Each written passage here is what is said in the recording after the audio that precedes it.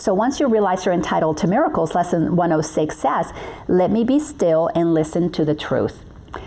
The minute you know you're worthy of your life being as magnificent as you want it to be, you have to get still and listen. Like Eckhart Tolle wrote in his book, Stillness Speaks. Eckhart Tolle, a 30-year student of the Course in Miracles, and I say 30 years because I don't know if he kept reading it, studying it after he came to the place that he began writing these beautiful teachings. So I don't know that, but I do know because I met the publisher of his book, A New Earth, that because they studied together in the Course in Miracles study groups in England, where she was the manager of a bookstore, and he used to come in there, metaphysical bookstore, and he used to come in there, so they became friends, and that's how she ended up being the editor for his book, A New Earth. And she said, oh yeah, he was a student of the Course for 30 years. Stillness Speaks is right out of the Course in Miracles. If you don't get still, you will not hear God, because God only speaks in a very still, quiet voice. So we have to turn down the noise in the head by giving up all of these old ideas that we have in our mind, everything from the past, our recorded information. Dive into the stillness inside of us, because there is a quiet place within. That's where the voice for God exists. As the Course teaches, the Holy Spirit, which you could call it intuition, inner guidance, your gut feel. It doesn't matter what you call it, but there is a knowingness that we all sense, but we sense it when we're not trying to figure things out with our head. Because the head typically is you're operating from beliefs and you're not operating from knowingness. And if you're operating from fear-based beliefs, you absolutely cannot get that knowingness that is going to lead you to the next step in your evolution into wholeness, into the recovery of our holiness. So once we know we have to get still and listen to the voice for truth, lesson 108 says, to give and to receive are one. This is a fundamental lesson in the Course, because when we understand that if I am giving off fear, I'm going to receive fear. If I am giving off love, I am going to receive love, because it is through my extension of it that I feel the movement of the energy inside of me. So when I give you compliments, it's because I feel good about myself. When I'm giving you hate, it's because I don't feel good about myself, which means I'm going to be feeling, I'm receiving exactly what I'm giving to you. The ego thinks I'm sending it out there, but when you begin to get quiet and you're listening and you're in stillness, you begin to realize everything that I think about somebody else is a reflection of what I believe about myself. All of this work that we're doing, especially with relationships, is to bring into our conscious awareness the beliefs that have been operating below the surface of our conscious awareness. And then we begin to realize that everything that I think about somebody else always, always, always is experienced right here, because it is a projection. You probably have heard that saying, if you spot it, you got it. Well, that's exactly what this is about. We can see it out there because our ego doesn't want us to see it in here. So we project that especially onto our intimate relationships, because it's a way to displace responsibility. Why? Because the ego loves to be a victim. And if we're no longer going to be a victim, now we got to take responsibility for what's happening. And to take responsibility for what's happening, we've got to begin to realize that there's a direct correlation. What I'm thinking, I am receiving. Whatever I give in thoughts, in deeds, in actions, I am receiving the experience of it. Then the next lesson, and this is another one of those key lessons in A Course in Miracles, one of the foundational lessons, 153, is, in my defenselessness, my safety lies. Because when we begin to get really clear that what I'm thinking about another is what I'm going to be receiving here, it's a reflection of me. If I'm defensive, it's because I don't know my own truth. If I'm defensive and I'm trying to get you to understand me, it's because I am actually not grounded in my own knowingness. So I'm trying to prove it to you, because in proving it to you, it's how my ego is trying to prove it to myself, which means it's not grounded. So when I don't defend myself, it's because I recognize you're going to believe whatever you want to believe.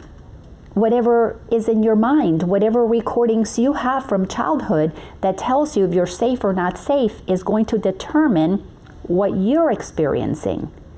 So we stop becoming defensive when we begin to realize that giving and receiving are one. If I want peace, I'm not going to get defensive, because if I get defensive, you're going to perceive it as an attack. So there's a whole lot that works, one lesson after the other, to create an entire system of understanding the process of true healing. Then the last lesson that I put on here was lesson 121, forgiveness is the key to happiness.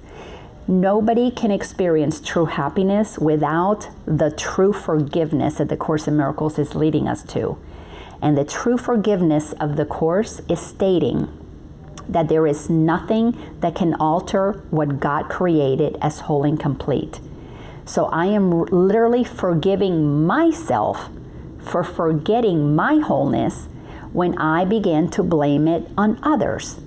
So that little child that came across the living room when that big play was taking place on the television, in the minute that child was focused on the parent's reaction as a determining factor or as a definition of who that child is, in that moment that child forgot that it is a holy being, that it is absolutely created in the image of God.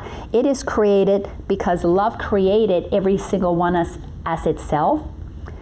In the moment that we don't remember our wholeness, we then attach our identity to other people's opinions of us. Then we lose our happiness, because if what you decide about me matters more than me being comfortable being me, I'm going to spend the rest of my life trying to defend myself and prove to you who I am. So we've got to take all of these lessons and apply them. And I only took a handful here. There are 365 lessons in the Course in Miracles, but I only took a handful to make a point. However, there is not a single lesson that should be skipped, because every single one builds on the next, on the next, on the next.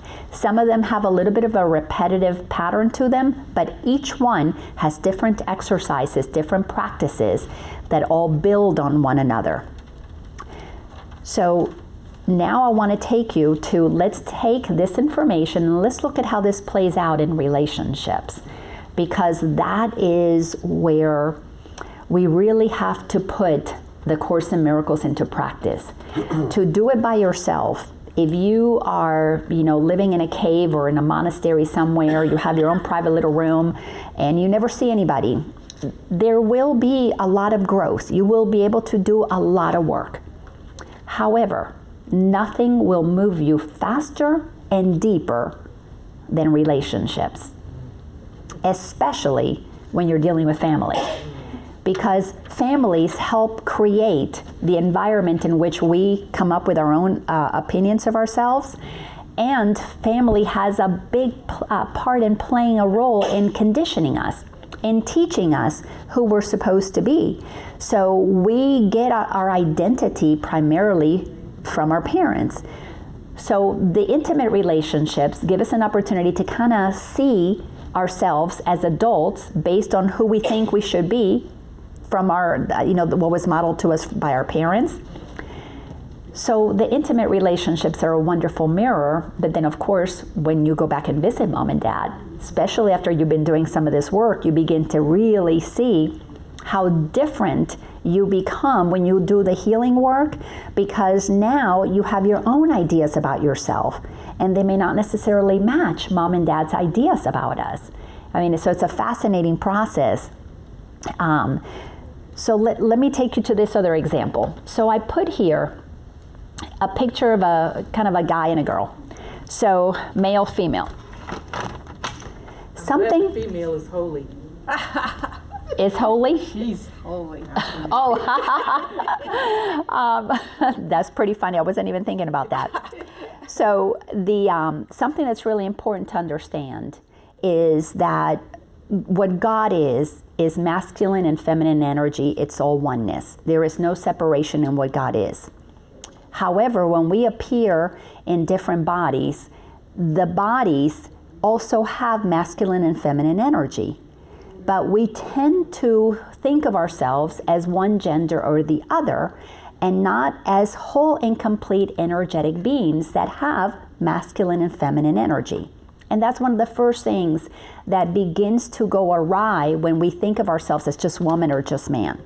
Because when we see ourselves as bodies and we go by the gender that is based on our physical beingness, we are not honoring the opposite energy that being also has. So for example, if boys are taught to just be like boys and be tough and play sports and do things a certain way, but it doesn't acknowledge that there could be feminine energy that is more prevalent, that that boy could be gay, that boy maybe he's a masculine kind of a boy, but still enjoys being in touch with his softer side as more of a gentle man.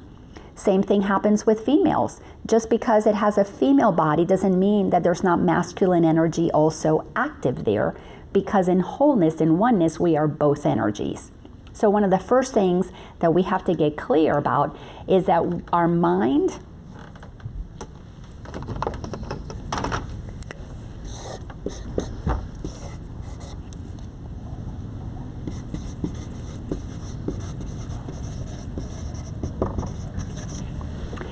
is receiving programming. It is like a computer that is being programmed with information. And all of that information that we take in without question becomes the belief system that we operate from.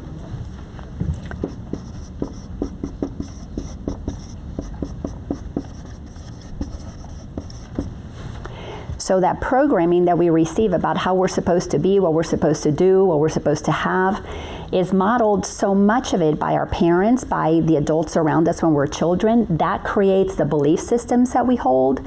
Our culture, definitions about our religion and things like that, and it creates the beliefs that we then have. And that programming goes into everybody's heads.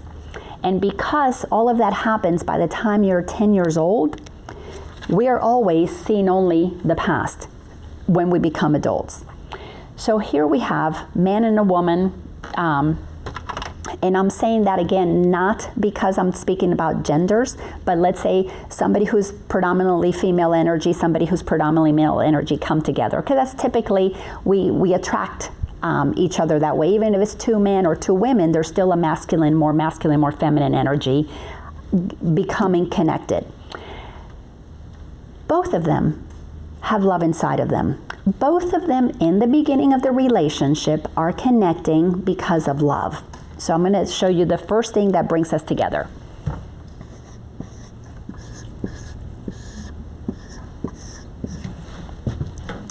So love brings us together. How is it then that couples who come together, friendships, neighbors who love each other in the very beginning, realize, oh my gosh, you're such a wonderful neighbor, we're going to get along so great, we got so much in common, and then that deteriorates? How is it that two people who fall madly in love, and I share with you some of the stories from my ex-husband, fall madly in love, crazy about each other, and that love was so amazing? How does something so amazing devolve? Well, the reason is because none of us ever fall out of love. Ever. That never happens. What happens to us is that we fall into the illusion of fear. Fear begins to get activated, and we begin to create the protective mechanisms. We begin to defend ourselves. So let's look at these two people who come together. So let's say this woman has the belief, she's grown up, this feminine person grows up believing that the man is the one who's supposed to take care of you, provide for you, keep you safe, keep you protected. And your role as the feminine one, you're supposed to clean the house and take care of the kids and do the household things. Nowadays, of course, I'm talking, in the year, 2019, that's not necessarily the primary teachings that we receive in the Western world. However, it is still a predominant belief that gets relegated to females around the world. So I'm going to use that for the purpose of something that we can all kind of identify with. And this masculine being is programmed with, I'm going to be the protector, I'm going to be the provider, I'm going to be the one that keeps you safe. Well, all that sounds really good in the beginning of a relationship because it feels like there are two pieces of the puzzle coming together and we're going to meet. We're each going to complete the other. I've got what you need, you got what I need, and we're going to come together and it's all going to work out. And that's really beautiful and wonderful in the beginning, and that typically gets termed, that romantic love. But then things begin to get activated. And what begins to happen is our mind begins to bring up memories of the past.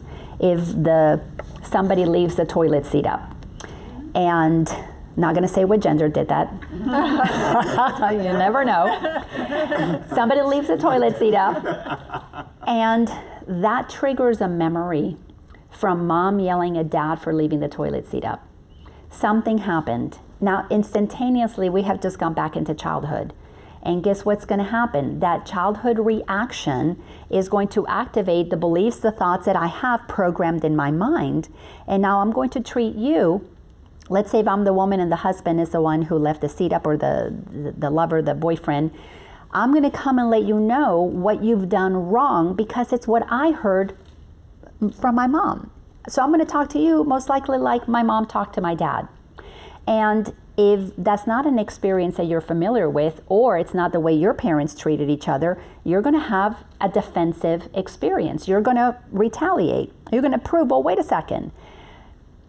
Something as simple as that. We've all heard that about the toilet seat. We've all heard it about the toothpaste, cap. Do you roll it? How do you squeeze it? All those things. Tiny, tiny little things trigger memories of when we were younger. Not only that, but they trigger the deeper fear that the Course in Miracles tells us that the ego operates from. And the ego fears God because the ego fears love. Ego is a block to love.